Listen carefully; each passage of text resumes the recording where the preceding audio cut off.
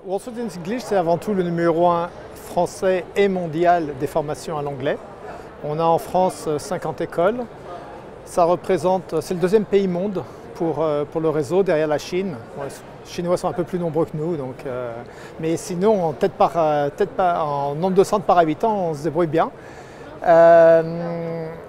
Globalement, l'essentiel du territoire est déjà couvert. Et on propose des zones de 250 000 habitants pour une école, puisqu'on a étudié le tout, et a priori 250 000 habitants, ça permet de faire une belle petite activité.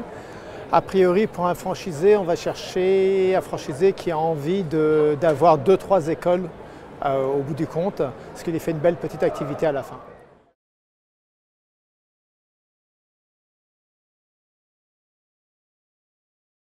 Il ne faut surtout pas des créateurs. On est dans la franchise. La franchise, le concept est déjà créé. Il faut des développeurs. Ça peut être du cadre supérieur qui a envie de se lancer dans l'entreprise, mais c'est compliqué et donc il faut être cadré par une franchise qui marche bien, qui a des cadres bien fixés, ce qui est notre cas. Ça peut être l'ancien commerçant ou l'ancien entrepreneur qui a monté sa boîte. C'est compliqué de monter sa boîte, il faut tout créer. Quand on est sur un concept qui fonctionne, c'est plus facile. Et d'ailleurs, j'imagine que c'est pour ça que les gens viennent au salon de la franchise. Il y a quand même une stat assez parlante qui est que 80% des créations d'entreprises ferment au bout de 5 ans, alors que 80% des franchises sont encore ouvertes au bout de 5 ans. Il faut vraiment ce profil développeur, avoir envie d'être très commercial et avoir envie de développer.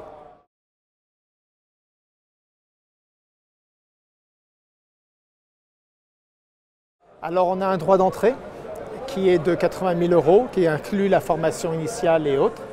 Par la suite, on a des royalties qui sont à 7%. On a une communication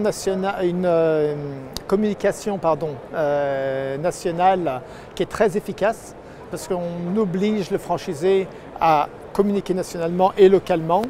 Et on est plus efficace avec les 3% de communication nationale qu'avec les 5% que le franchisé utilise localement.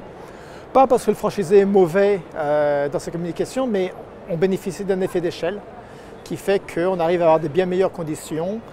Un franchisé qui rentre chez nous grâce à cette communication-là va immédiatement, dès qu'on va le mettre dans notre liste, avoir 60 à 70% de ses contacts qui lui arrivent tout seul.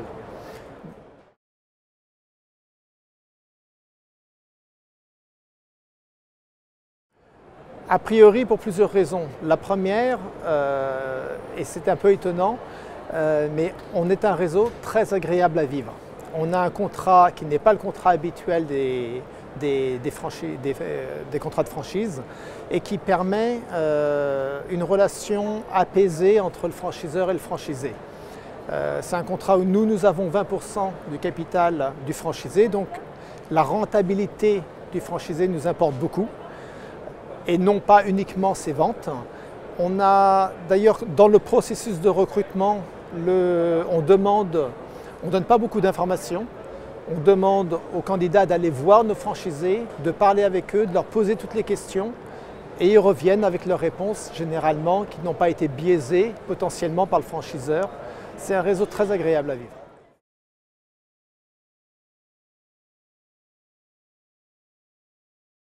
Alors là, c'est très cadré. Il y a 6 étapes très précises pour intégrer le réseau.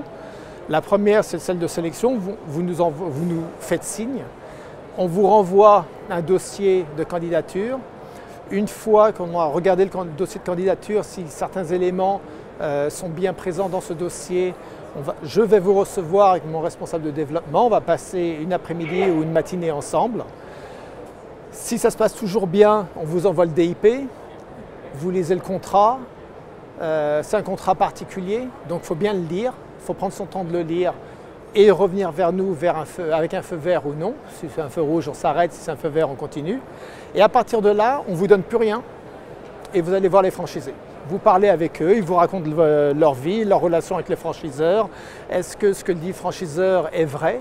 Est-ce que c'est vraiment aussi facile de traiter avec nous? En général, ils reviennent enchantés. Étape numéro 4, on couvre le business plan. On vous apprend à faire un business plan Wall Street. Étape numéro 5, contrat de réservation éventuel. Dans ce cas-là, on vous donne un droit pendant 18 mois sur la zone pour trouver le local, pour trouver le financement. Vous avez votre temps. En général, une fois que le contrat est signé, en moins de 6 mois, l'école est ouverte. Étape numéro 6, signature du contrat de franchise.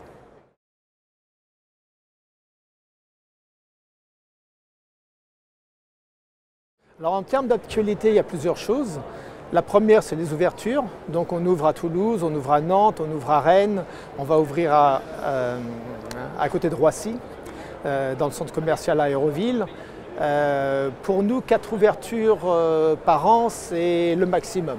On veut faire ça bien, on veut accompagner les personnes, donc on ne veut pas en faire plus. Donc là, on est déjà à fond sur l'année. La deuxième actualité, c'est les relations que nous avons réussi à établir avec les pouvoirs publics. On a une activité qui est quand même très contrôlée par les pouvoirs publics, les partenaires sociaux, notamment en termes de financement. Il y a une année et demie, il y a eu des gros problèmes au niveau de la formation avec l'introduction de la nouvelle loi de la formation continue. On a fait un gros scandale, un gros lobby. Ça nous a permis d'avoir un accès direct au ministre qu'on a conservé et qui nous permet d'influer sur un certain nombre de dispositions légales, législatives qui sont prises par la suite, ce que les autres centres n'ont pas du tout. Donc quelqu'un qui rentre chez nous, il a, ce que je vous disais tout à l'heure, les contacts Internet qui pleuvent pour moitié à 60%, et tous nos contrats cadres avec ce qu'on appelle les OPCA, c'est-à-dire les financeurs de notre métier, et qui nous ont quand même mis une bonne dizaine d'années à établir, donc il économise 10 ans à ce niveau-là.